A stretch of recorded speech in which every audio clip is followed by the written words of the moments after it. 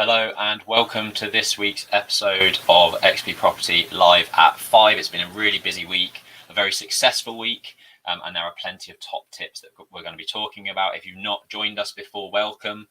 We're here every Friday at 5 p.m. We talk about the learnings within our property development business, our wider ecosystem of businesses, which we're going to be talking about today, with the hope that you can grow your business, learning from the things that we've done and the successes and the mistakes that we've made to take them into your own business and grow from them. So welcome. We've got a jam-packed agenda today. We're going to be talking about our ecosystem in greater depth. We've built a series of businesses that will feed into each other, and that's why we call it an ecosystem. Jack's got some Jack's hacks, kind of personal finance tips for you, and we're going to be sharing a spreadsheet that we use to manage our private finance. We're going to be talking about loft conversions and the top tips and things you need to be looking at when you're converting a loft, whether that be for HMO or single let or redevelopment or any family house, whatever it is. And we're going to be talking about some of the key things that you need to look at. Direct debit payments. I don't know what the rule of percentage cost is. Jack's going to be telling us about that one. We had a successful planning approval from our Marlow project, and we're going to be going through a bit of detail about that project, how it's going to be coming together in the new year. And what stage we are currently at. And we've also got a new project stroke investment opportunity that we have on offer for anyone listening. We've raised £14 million worth of equity in the last 5 years, about £41 million worth of debt. And this is just another asset that we are looking to buy and bring on board some form of investment partner. So if that's you, get in touch. And then we're going to be talking about the Developer Club end of year event, which Jack and I will be suited and booted for this evening. On to our ecosystem. Jack, do you want to touch on it? Yes, I just wanted to sort of share with our followers and listeners, there's always the juggle with becoming a developer straight away or running a service-based business first. I would be telling a lie if I didn't say that a development company is really, really difficult to cash flow. Today, I'm in a room with 18 other developers that are turning over 10 million a year. And guess what everyone's problem always is, and it's cash flow. It's a beast in its own. And I think that anyone that has a handle on accounts, balance sheet control, management accounts control, and having all that information is already a step ahead for development, because I feel like a lot of it is, making sure that payments are paid when they're, most likely to be due rather than right away, because you might need that cash flow in the business. And when you're developing, we've got a site coming up that we're going to be sharing a 3 million gross development value, £800,000 build. That's not an easy gap to plug if you've got a hole. So I suppose running that business is difficult. And we always talk about service-based probably first to take care of your overheads, your running costs. And actually in the next slide, we talk a little bit more about managing your own personal cash flow, but also then looking at the development space. Now, I went to an event on Tuesday, which was a Christmas event that I was invited to by one of our solicitors. We're in the process of transitioning, and this is a solicitor that sort of made the shortlist. They're a local business. They're big enough. They're well reputable in the industry. And coincidentally, I was sat next to an architect that was based in Maidenhead. We got speaking, and potentially there's some work that we could do with them in Central Suites or in XP Properties. There's a lot of collaboration there. But the most important thing is we've actually won the job to quote for his work in his architectural practice to produce our measured building and topographical surveys.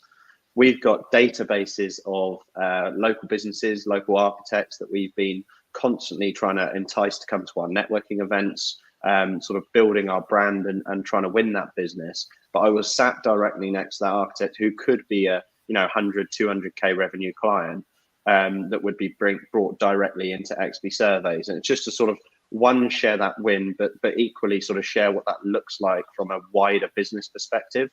All of our businesses use and communicate with each other. I don't think there's been a single transaction where another business hasn't helped in any capacity, and not only benefited from the revenue, but benefited from the control, maybe saved some profit in the scheme. Speed is a big one. If we know the scheme already, we're already in the same office. We know how to get access, and we know who to liaise with. So that's just a quick share, but these come weekly, daily sometimes, of like benefits to running businesses that are sort of up or down or aside in the supply chain. So if you were to look at a national home builder, what they tend to do is to go up and down the supply chain. So when they start out, they start developing houses, then they start buying their own plant hire, then they start shipping in their own cement, then they start buying their own quarries, then they start producing their own bricks, and they sort of build this profit margin greater to each and every company. And the way that they build the new spin-off businesses is a lot of the issues to running a startup or new business is sales. And if you've already got that sales that you're paying for in one business, you can sort of piggyback off that risk. So that's exactly how we set up XP Surveys. The amount of surveys we paid for in a year could easily hire someone full-time to start up XP Surveys. And that's exactly how we started. So maybe if you're already at like a mature level in one of your businesses or your only business, maybe think about what sort of other businesses and opportunities are there around my business that I could then fold that business into. Ben, anything else to share? Yeah, nice. I mean, for those that are listening that are new, we do have the ecosystem that's shown on screen. And if you work left to right, effectively at the start of every single project, we've got XP Surveys who do a measured building and topographical survey for us. That typically then gets passed over to Aura Architecture and Interiors, which is my business that's been running for 6 years. Then XP Property are the ones that normally develop that out. And then it goes over either to the social housing portfolio, Aparo Social, that we've been building in the last 3 years, or over to Central Suites, which is Jack's business with his brother that manages, property management company and builds its own sort of HMO and co-living portfolio as well. So 5 businesses that are all interlinked. Like Jack says, there's vertical integration, and there's no loss of sales to external parties. We're keeping a lot of it in-house, in different guises with different company structures, but fundamentally, XP Property pay Aura to do some work, who's paid XP Surveys to do some surveys, and that trickles down into our own businesses. So we're feeding our own companies basically, which, yeah, I would highly recommend. And Jack's point about kind of having a service-based business, I was also in a room of 15 developers yesterday. Every single one of them say cash flow is the biggest issue. And some of them are looking at actually acquiring businesses, which I think is a whole topic in itself. And maybe Jack and I will have a brief conversation in the next couple of weeks about that, because we've looked into that for XP Surveys. But buying existing businesses for cash flow is a great way of kind of jumping the startup phase in any business. And I can tell you, having gone through Aura and now XP Surveys, starting a business bootstrapped from scratch is bloody hard work.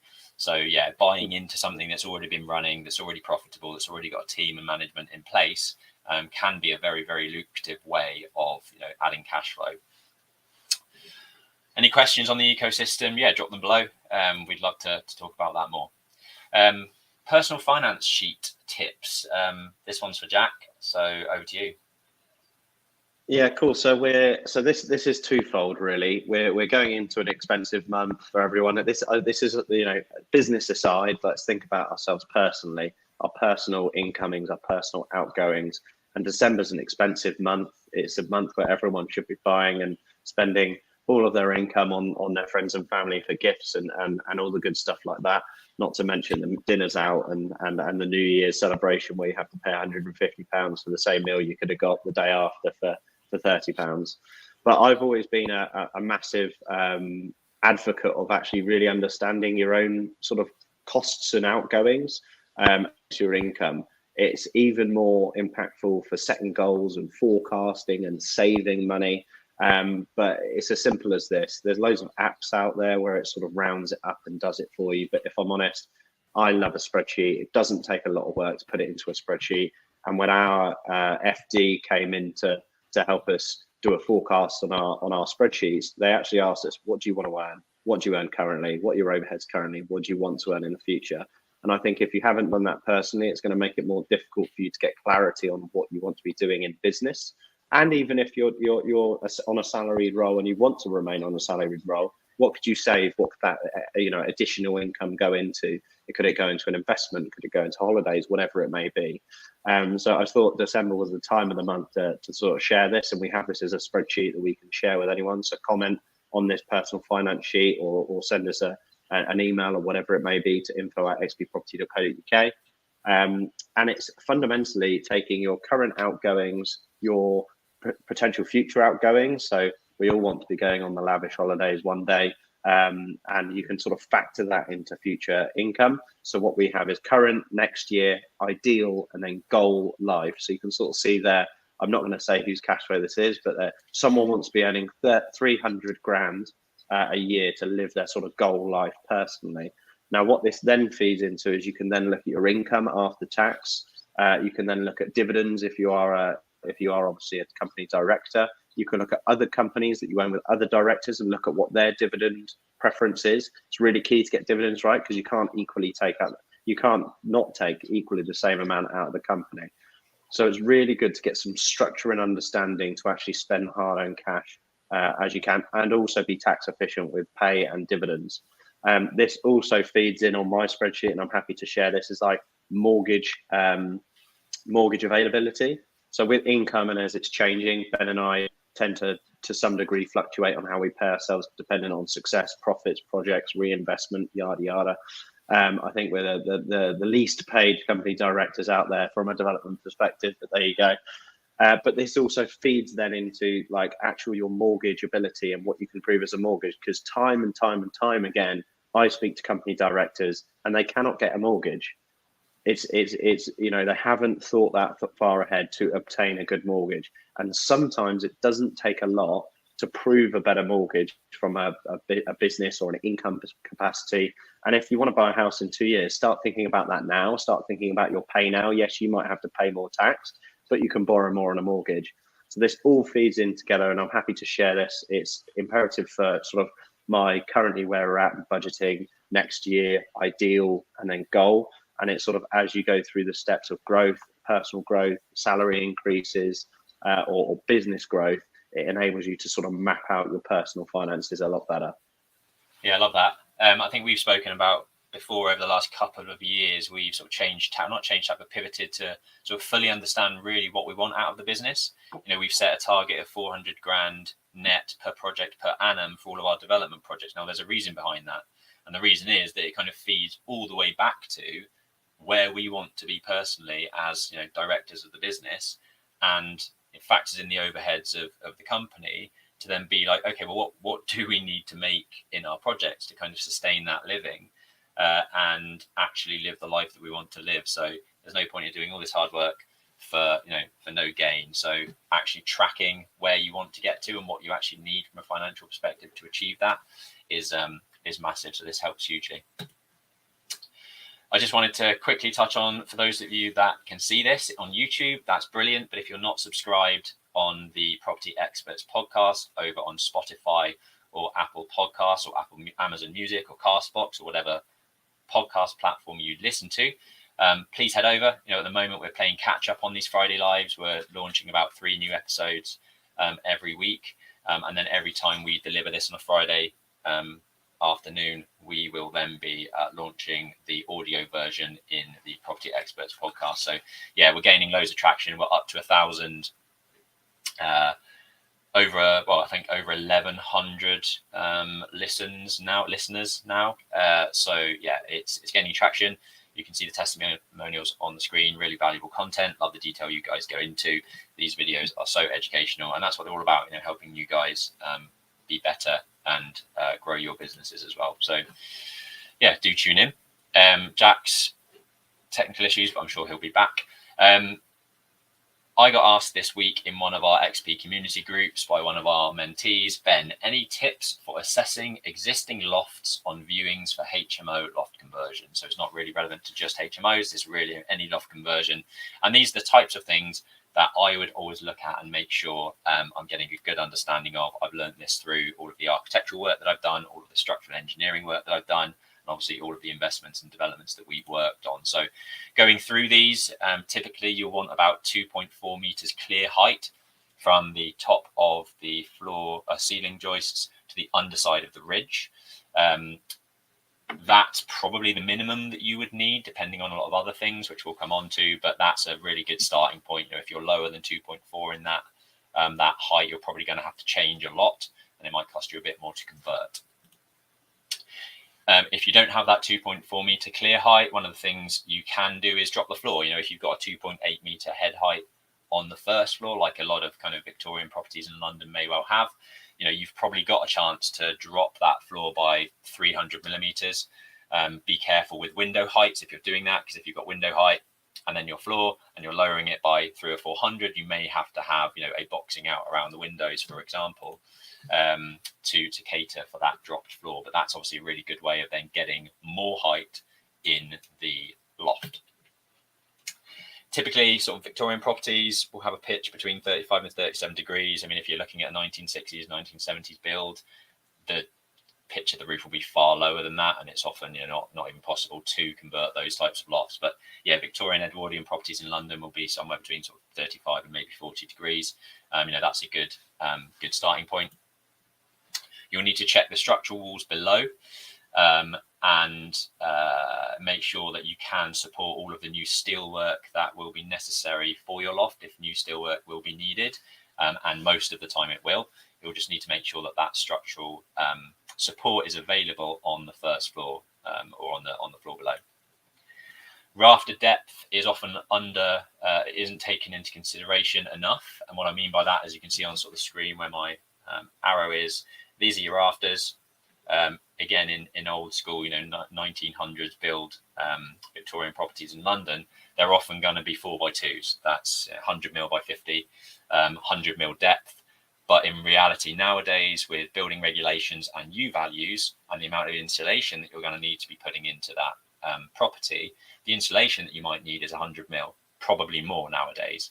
So what you'll have to do is probably batten out the existing rafters. Now, battening that out and putting insulation across the face of it lowers the available headroom by 3 or 4 inches, which obviously lowers the amount of head height that you have in that space. So again, not just 2.4 being clear in terms of head height, you may well need to actually lower the floors, because once you take into consideration extending the depth of those rafters, you're not going to have as much head height. So yeah, rafter depth is key. And then floor joists, you can see again where I've got my my cursor here, you can see the old floor joists here, and we have put new floor joists spanning the opposite way across them.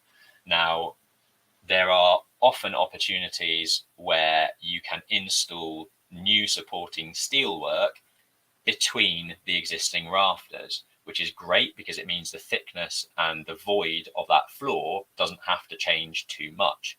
But if you can't do that and you have to put a steel above the existing ceiling joists, and for those that are listening on the podcast, I'm sort of waving my hands around trying to sort of dictate this.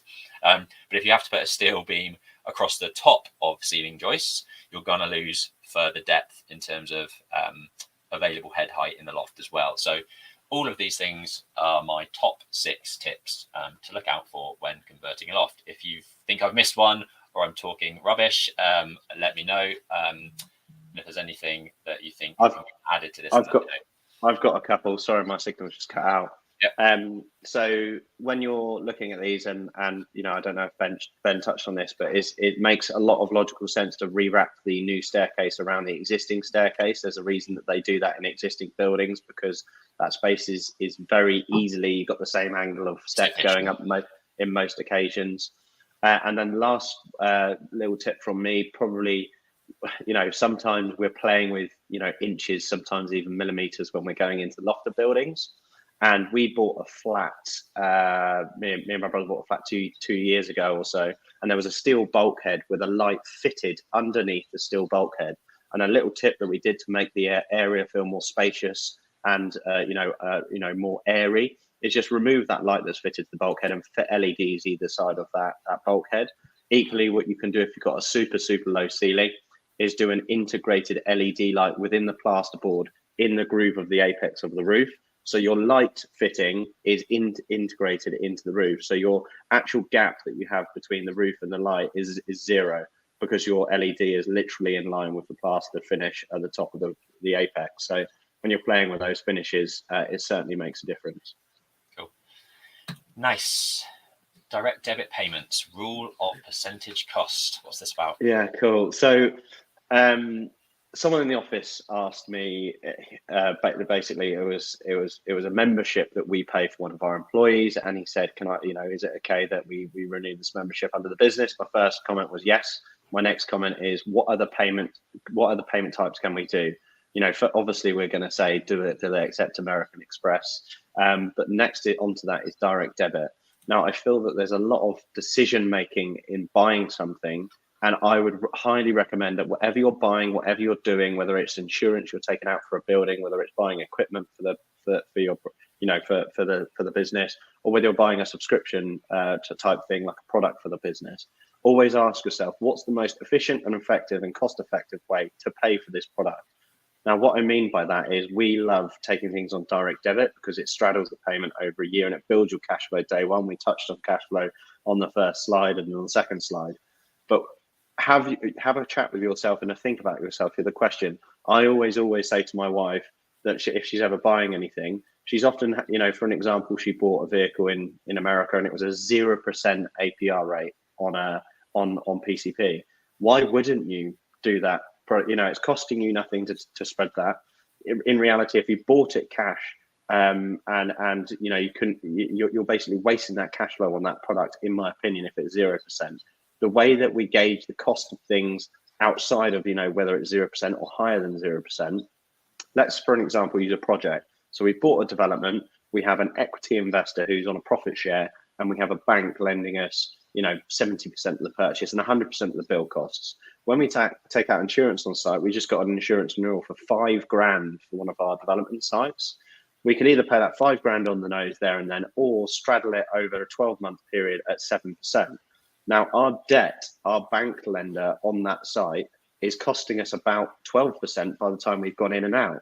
So I know that paying a 7% cost to the insurance company, which is probably backed by a bank like Close Brothers or Shawbrook or whatever it may be, putting that on a direct debit is actually cheaper for us. So by the end of the years come around, our cost of capital is more expensive than taking that direct debit product. One thing I haven't touched on here is cost of inflation. Inflation equally is going up, or every year. I'm not saying the rate is going up. I'm saying every year your pound is worth less at the end of the year than it is at the beginning of the year. So always look at the cost of running on the direct debit, the APR rate of going on direct debit, and I would stress as much as you can to put as much of your business cost, personal cost, whatever it may be, on direct debit payments, because I can guarantee if you do that effectively across the payment, sometimes I've looked at APRs like 18%, I just pay it on the nose and don't worry about that rate, because I would rather 18% return on my money. But this is an example of gauging those different, your cost of capital or the cost of running it is a really, really key one to think about there. And it does help with cash flow personally or in the business or whatever it may be. So consider that when you're next taking payment plans or looking at direct debits. It doesn't do anything to your credit rating. It's just paying for something over 12 months rather than just a one-off payment. And it's definitely something that everyone needs to look into with everything they do. As an example, I bring up the insurance again. Our insurance broker got us the quote of £5,000. He went away and said, here's your quote. And I said, what is that if we pay that on a direct debit basis? And he came back with a price. I worked it out. It worked out to be about 10%. And I said, the only way that I would do direct debit if it's cheaper, what's the cheapest you can do on this? We actually found out they were putting a markup on the direct debit amount. So I managed to scrutinize them down to 6%. So I saved 4% on putting it onto direct debit by just asking the question. So make sure whatever you're buying, ask the question about direct debit, ask the question if they're making a markup, and if they are, often, so that you shouldn't be making a markup, and agree that and try and sort of integrate that into your sort of thought process when buying something. Nice. Very good. So one of the biggest successes that we had this week is the Marlow version 2.0, I guess, the rear planning application.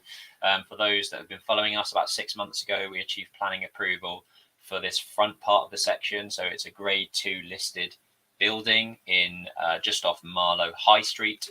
Front is grade 2 listed. We're converting that to 4 units. And then we've just got planning approval for this rear section of the building into another 4 units, which is amazing.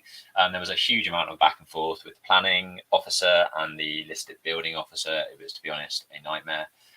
But it all is and always is with planning. So we've got a nice 8-unit scheme, which we will be delivering in the new year. We have a joint venture agreement ready to sign with our investment partner on this project. So they will be investing in this scheme for a 50-50 equity split and profit share. and we hope to get on site probably in February next year to kick things off. Something that we exchanged with a delayed completion. So for those that don't know what that involves, we actually exchanged on this probably 18 months ago with a nominal, I think, £10,000 deposit. 5k, maybe even £5,000 deposit, which allowed us to then give us the time to get the appropriate planning approvals in place. We've got an agreed completion date of the 19th, 20th of December, so a couple of weeks' time. And we're going to be shortly building this out. And it's a great location. It's very much aimed at downsizing, local elderly sort of people that want to downsize and be close to the high street, walking distance to the doctors, the dentists, the pharmacists. And Marlow is a fantastic area. So pound per square foot valuations in this area should be somewhere between £550 and £650 per square foot. Nice affluent area, affluent market town. And another one that we will be delivering in 2024. And it doesn't stop there. New opportunity. So after our successes with planning and looking at the future moving forwards, we've got a new opportunity for a new or existing investor to come on board for a development in Oxfordshire. It's on the smaller side for us, but I think one of the reasons that we're keen to share this with our network is pretty much every investor that we've worked with has started with a smaller scheme and grown with us, which is amazing. And it's difficult to always rekindle those relationships with new investors because we have grown and we have scaled. Our average investment to date was £450,000 across the board, and we've closed seven-figure investments this year, multiple seven-figure investments this year. So it's nice to have a smaller scheme that we're very comfortable with, buy, build, and hold, and give the opportunity for the grassroots of where we grew those smaller size investments. So on this particular scheme, we're looking for about 300k. It's actually an old D1, but now Class EU doctor surgery that will be converting under Class MA prior approval. We're finalising the amount of units. We're sort of protecting the exit by going for either 3 large flats that could be HMOs for a great yield to hold, or equally as a backup, more units as good resales. But this is literally a 5-minute drive from Blenheim Palace, Woodstock, and a really nice location. We actually sold a site in this town probably 4 years ago, didn't we, Ben? Mm-hmm. So we know the area super well. Central Suites has good coverage in this area for retaining site. You can probably see from that sort of snapshot image that we're buying quite a big building. So it's just over 3,000 square feet, but there is also future development scoped in the car park. Ideally, it probably needs knocking down because it's a sort of an hodgepodge. I don't know who designed it. I think all the renders that we've got sketched up look way better than the actual finished product. But at the end of the day, when we're looking for yield, we don't care too much what it looks like. It all depends on the numbers, and that's how we always sort of kick all of our sites off, really. Do the numbers take care of themselves? Yep, cool. Let's worry about looks thereafter. Nice. Sort of the opposite of dating, isn't it, Ben? So tonight Jack's been part of the board since the Developer Club inception. I joined the boardroom 6 months ago, maybe 7 months ago. It's a fantastic sort of round table meeting every month with high caliber developers that are out there doing really great stuff. And tonight is the awards dinner, end of year awards event. So there's a few things up for grabs in terms of charity auctions. There'll be dancing, there'll be boozing, and there'll be awards, celebrating those that have achieved great things. We're in the running for Property Developer of the Year, so fingers crossed. There are 4 nominees. So it'd be great to add an award from 2023 to our previous awards in 2022 and 2021 at the Property Investor Awards. So fingers crossed, should be a really good night. It'll be black tie event, lots of good laughs, and I'm really looking forward to it. Jack, anything you want to say on it? No, nothing else. We obviously picked up Deal of the Year last year for our St Helens Mill, which Ben was sharing the loft conversion photos on. But it's weird going into we're one of 4 finalists, and it's weird going into an award knowing that every single person that's also a finalist does deserve the award. It's a a very, very, very competitive field. And if any of the other guys win it, I can understand why. But we've got to have, technically speaking, we've got 21 in 4 chance of bringing it home. It would be nice to bring it back, but yeah, super excited to see everyone. They put on a good event. They have a lot of partners, a lot of funders, lawyers, and yeah, some really good media that they show on the evening. So super looking forward to that as well. Nice. And like always, if you're struggling with anything within your business and have some questions that you want to ask us, ask them down below in the comments or DM us the questions and we can pick them up next week. Hopefully see you again next Friday, 5 p.m. across YouTube, LinkedIn or Facebook, and we'll catch up then. See you later.